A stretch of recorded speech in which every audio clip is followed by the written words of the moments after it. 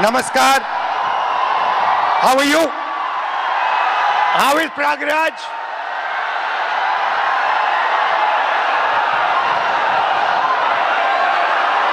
Thank you for this wonderful welcome. Thank you for this love and affection. ये शहर मेरी family का घर यहां होता था, तो यहां आकर मुझे बहुत खुशी होती है। ये नॉलेज का सेंटर भी हुआ करता था। एक ऐसा टाइम था when Allahabad University was one of the best universities in the country.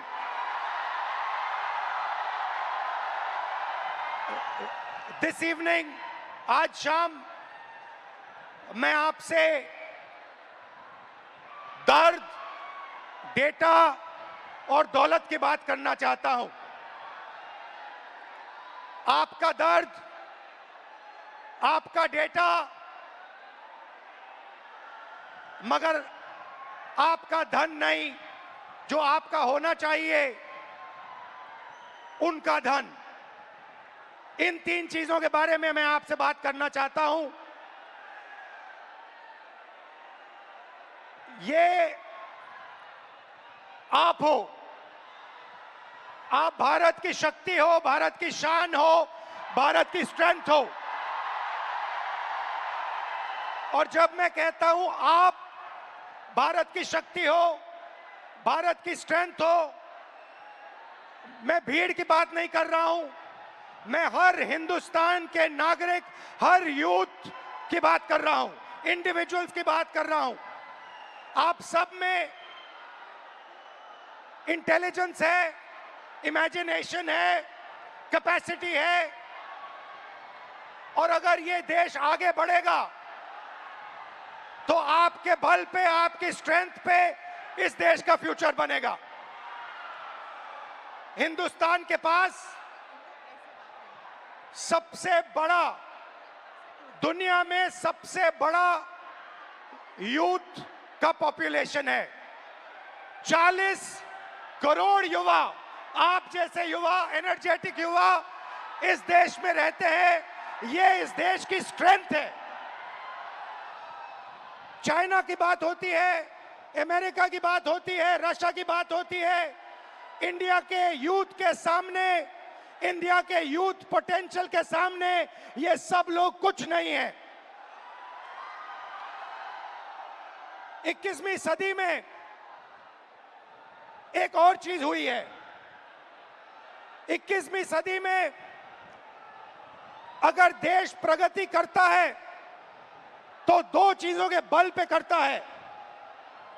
Youth potential जो आप में है और डेटा जो आप क्रिएट करते हो। हिंदुस्तान के पास यूथ है और सबसे ज्यादा, दुनिया में सबसे ज्यादा डेटा हिंदुस्तान में है। 1 गीगाबाइट डेटा प्रति भारतीय प्रतिदिन इस्तेमाल करता है। और प्रगति होगी, फ्यूचर होगा, तो डेटा और आपके पोटेंशियल पे होगा। युवा plus data is equal to 21st century economy.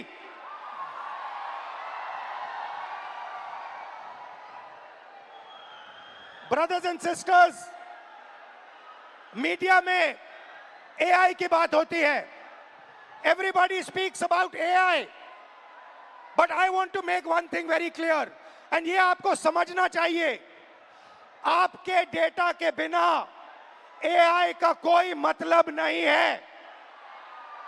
अगर एआई बनता है तो आपके डेटा के बेसिस पे बनता है।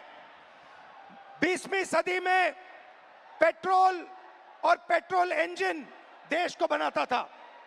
अगर 20वीं सदी में मैं आपके पास आता और आपसे कहता, देखिए मैं आपको पेट्रोल इंजन दे रहा हूं, मगर आपको पेट्रोल नहीं दूंगा, आप मुझे कहते इस पेट्रोल इंजन से मेरा कुछ नहीं होने वाला है। वैसे ही 21वीं सदी में डेटा से ही एआई बनता है। डेटा से आप एआई बना सकते हो, मगर एआई से आप डेटा पैदा नहीं कर सकते हो। और ये डेटा हिंदुस्तान का है और आपका है।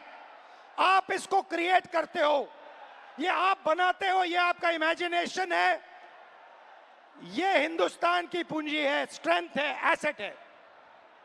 मगर भाई और बहनों, डेटा आपका, यूथ पोटेंशियल आपका, मगर सिस्टम ने आपको चक्रव्यूह में फंसा रखा है।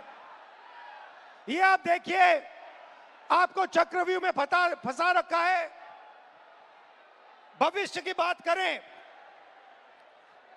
आप एजुकेशन लेते हो, लाखों करोड़ रुपए आपके परिवारों से लिया जाता है।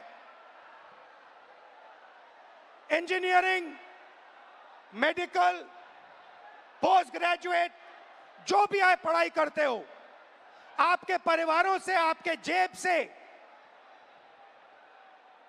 पैसा छीना जाता है, लाखों करोड़ रुपए लिए जाते हैं, और फिर आपको एक सर्टिफिकेट दिया जाता है। आपको कहा जाता है कि हां, आपको एजुकेशन सर्टिफिकेट मिल गया, बीए मिल गया, एमए मिल गया, एमएससी मिल गया, मगर इस सर्टिफिकेट का कोई मतलब नहीं है आज हिंदुस्तान में, क्योंकि यह सर्टिफिकेट आपको रोजगार नहीं दे सकता है। चाहे आप कुछ भी करें, यह सर्टिफिकेट हिंदुस्तान में आपको रोजगार नहीं देता है। आंकड़ा मैं आपको देता हूं, 1000 युवाओं में से सिर्फ 12 युवाओं को परमानेंट नौकरी मिलती है। जहां तक डेटा की बात है, आपका डेटा छीन लिया जाता है। बड़ी बड़ी कंपनीज को, जियो को, अदानी को, फेसबुक, गूगल को आपका डेटा दिया जाता है और आपको फंसाया जाता है। आपको कहा जाता है जितनी भी आपको रील्स देखनी है, जितने आपको व्हाट्सएप मैसेजेस भेजने हैं, जितना आप इंस्टाग्राम पे देखना चाहते हो, रील्स बनाना चाहते हो, आप बनाओ। भाई और बहनों, ये 21वीं सदी का नशा है।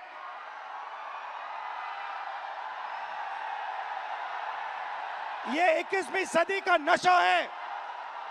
और फिर आपसे कहा जाता है कि ब्लिंकिट में काम करो, ऊबर में काम करो, मजदूरी करो, 21वीं सदी का नशा लो, मगर तुम्हें नौकरी नहीं मिल सकती, रोजगार नहीं मिल सकता इस हिंदुस्तान में।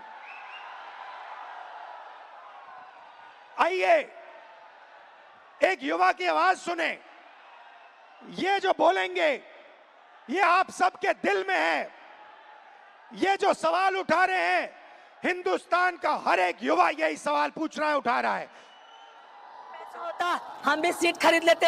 आज मैं ब्लिंकिट में काम करता हूँ 10 घंटा, उसके बाद मैं पढ़ाई करता हूँ। इंडियन आर्मी का एग्जाम दिया, 1 नंबर से मैं बच गया। सीट खरीदता, मैं ब्लिंकिट में काम नहीं करता। ये कह रहा है कि शिक्षा लेने के लिए मुझे ब्लिंकिट में बंधुआ मजदूर जैसे काम करना पड़ा, और उसके बाद मजदूरी करने के बाद, 21वीं सदी की मजदूरी करने के बाद पेपर लीक होता है, और कोई अमीर बच्चा, अमीर परिवार पेपर खरीद के मेरे फ्यूचर को खत्म करता है। आइए, वेलकम। कैसे हैं आप? नाम क्या आपका? मेरा नाम सर अजय राघव है। अविनाश और अजय। हाँ। आइए, अविनाश और अजय दोनों स्टूडेंट्स हैं, इनसे थोड़ा सुनते हैं, इनका एक्सपीरियंस क्या रहा है, बताइए। सर मैं यूपीएसआई एस्पिरेंट हूँ। तो पास पकड़ते हैं। सर मैं यूपीएसआई एस्पिरेंट हूँ, और उत्तर प्रदेश में यूपीएसआई की भर्ती 5 साल के बाद आती है। 2020-21 यूपीएसआई की भर्ती 2020-21 में आई थी। इससे पहले तो उसमें व्यापक स्तर पर घोटाला हुआ था। मैं मानता हूं इस चीज को कि वो भारत की एग्जामिनेशन हिस्ट्री का सबसे बड़ा घोटाला था। उसमें सैकड़ों एफआईआर दर्ज हुई, 350 से ज्यादा फेक एलिमेंट, डमी कैंडिडेट पकड़े गए। हमने सैकड़ों इनको प्रूफ दिए, लेकिन इन्होंने भर्ती को पूरा कर दिया। सर मेरा दरोगा बनना एक सपना था, मैं किसान फैमिली से बिलोंग करता हूँ, तो मैंने नई भर्ती की आस में और फिर से पढ़ना शुरू कर दिया, और मुझे पढ़ते पढ़ते 4 साल गुजर गए। सर 2025 में फिर यूपीएसआई की भर्ती आई, और ये चीज़ें 2025 में भी देखने के लिए मिली। सर यूपीएसआई के अंदर स्कोर कार्ड तक रिलीज नहीं करते हैं। मैंने परीक्षा दी है, मुझे ये नहीं पता चल पाता है कि मेरे रॉ मार्क्स कितने हैं और मेरे नॉर्मलाइजेशन मार्क्स कितने हैं, क्योंकि अलग अलग शिफ्ट में पेपर होता है। तो ये नॉर्मलाइजेशन का प्रक्रिया अपनाते हैं, ये तक नहीं बताते हैं कि कौन सा नॉर्मलाइजेशन फॉर्मूला इन्होंने यूज किया है। जो यूपीपी आरपीबी जो पुलिस, उत्तर प्रदेश पुलिस एवं प्रोन्नति भर्ती बोर्ड है सर, ये अकाउंटेबिलिटी इसकी फिक्स करने वाला कोई नहीं है। हमने तमाम प्रयास कर लिए, जनता दरबार चला गया, मैं इनके कैबिनेट मंत्रियों को ज्ञापन दे लिए, उल्टा इन्होंने मेरे को पकड़ के जेल में डाल दिया। मेरा गुनाह अपराध सिर्फ इतना था कि मैं इनके जनता दरबार योगी जी से मिलने चला गया।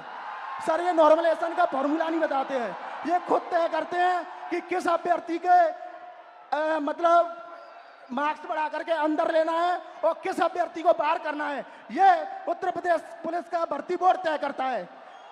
इनको क्या दिक्कत है? अगर ये फेयर भर्ती कराते हैं तो इनको नॉर्मलाइजेशन देना चाहिए। सर मैं एक चीज इसमें जोड़ना चाहूंगा कि जो नॉर्मलाइजेशन है ये पेपर लीक से ही बड़ा स्कैम है, क्योंकि इनकी अकाउंटेबिलिटी फिक्स करने वाला नहीं है।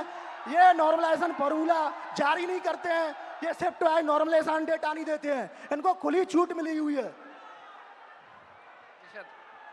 मेरा नाम अविनाश है, मैं इन्हीं छात्रों में से कोई एक जरूर हूं। चूंकि मैं ये कह सकता हूं सर कि मैंने अपनी तैयारी 2018 में शिक्षक भर्ती के लिए की थी। 2018 से आज तक मैं उसी की तैयारी कर रहा हूं। क्यों? सरकार के पास जगह खाली है, फिर भी वैकेंसियां नहीं दी जा रही हैं। उसके बाद ये होता क्यों है सर? ये सरकार की मानामानी है। इसमें सरकार अगर चाहे बच्चों से कि वैकेंसियां दे, प्रॉपर तरीके से चलती रहे। हम लोग ऐसा नहीं कि क्या कहते हैं एक डिमांड कर रहे हैं। 2018 से लेकर आज तक कई सारे धरना प्रदर्शन, कई सारे ज्ञापन ये दिए हैं।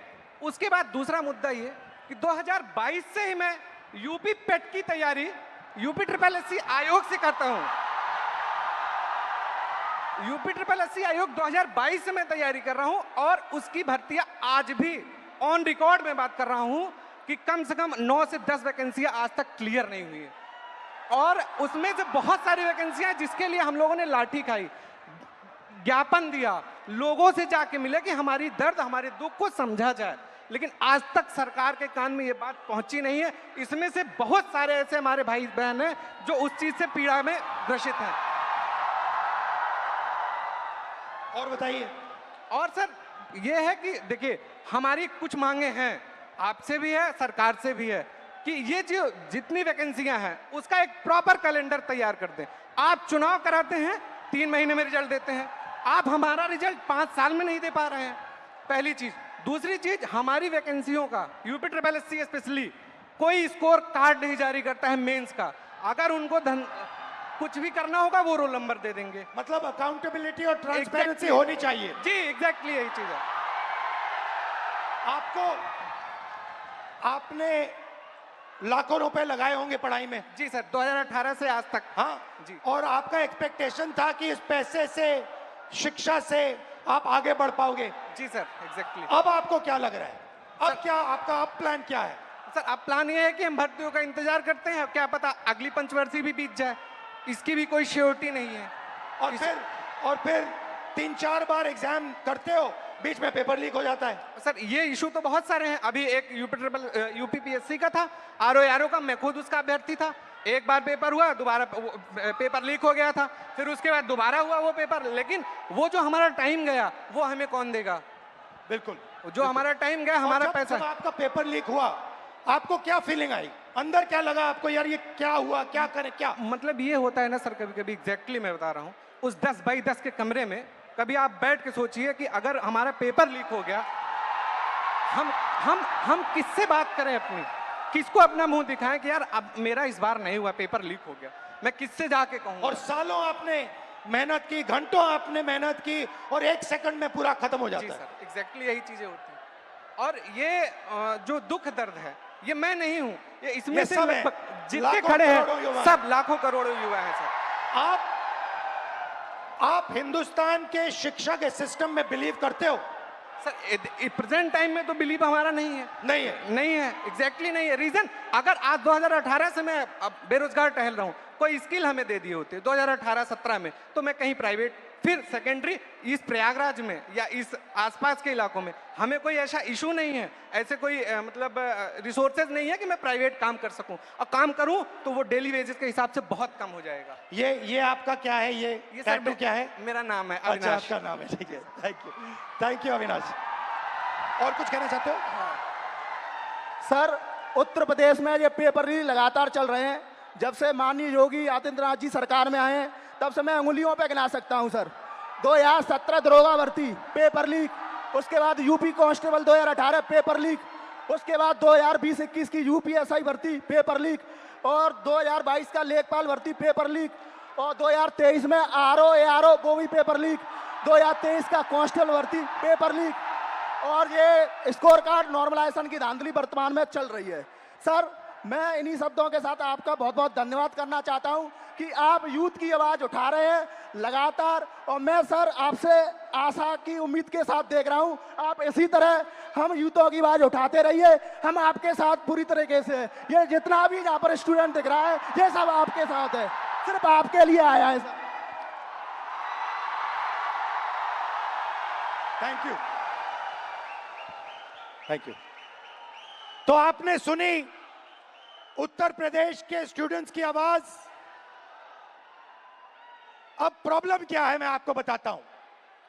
प्रॉब्लम है कि आप पढ़ाई करते हो, पैसा डालते हो, मेहनत करते हो, मगर रोजगार के सारे दरवाजे हिंदुस्तान में बंद पड़े हुए हैं। एक दरवाजा खुला नहीं है। दरवाजे कौन से हैं? पहला दरवाजा मैन्युफैक्चरिंग का। आज दुनिया में आपको मेड इन चाइना दिखेगा, मेड इन वियतनाम दिखेगा, मेड इन बांग्लादेश दिखेगा, मगर मेड इन इंडिया नहीं दिखेगा। इसका कारण है नोटबंदी और गलत जीएसटी ने हमारे मैन्युफैक्चरिंग सिस्टम को खत्म कर दिया है। जो छोटे व्यापारी रोजगार दिलवाते थे, जो पहले हिंदुस्तान में होता था, leather industry, textile industry, automobile industry, अलग अलग इंडस्ट्रीज में मैन्युफैक्चरिंग जो होती थी, वो सारा का सारा खत्म हो गया है। पहला दरवाजा बंद। दूसरा दरवाजा एंटरप्रेन्योरशिप का, जिसको स्टार्टअप इंडिया कहा गया। स्टार्टअप इंडिया में सबसे जरूरी चीज आप जैसे स्टूडेंट्स को बैंक लोन, छोटे बिजनेसेस को बैंक लोन, फाइनेंशियल सपोर्ट। भाई और बहनों, हिंदुस्तान के बैंक्स आप जैसे स्टूडेंट्स को 1 रुपया कभी नहीं देंगे। अंबानी अदानी को लाखों करोड़ रुपए देंगे, मगर आपको 1 रुपया नहीं देंगे। 90% स्मॉल और मीडियम इंडस्ट्रीज जो हैं, उनको बैंक लोन नहीं मिलता है। एंटरप्रेन्योरशिप का दरवाजा बंद है।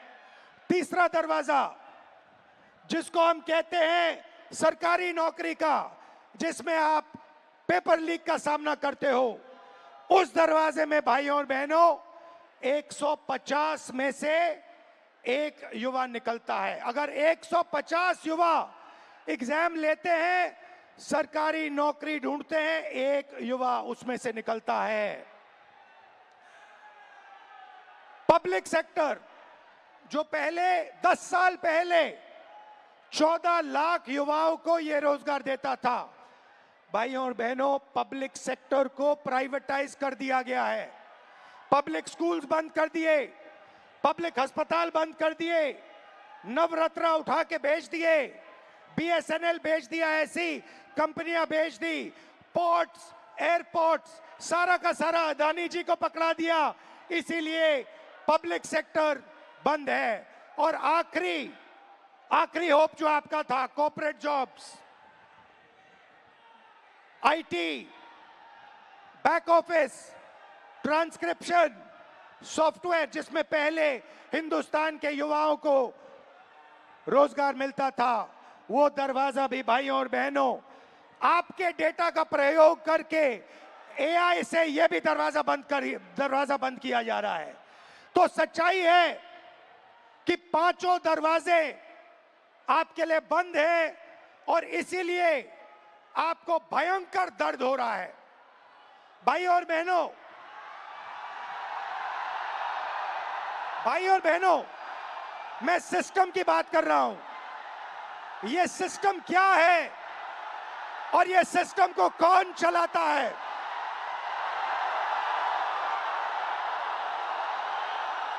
भाई और बहनों, डेटा आपका, दर्द आपका, दौलत इनकी।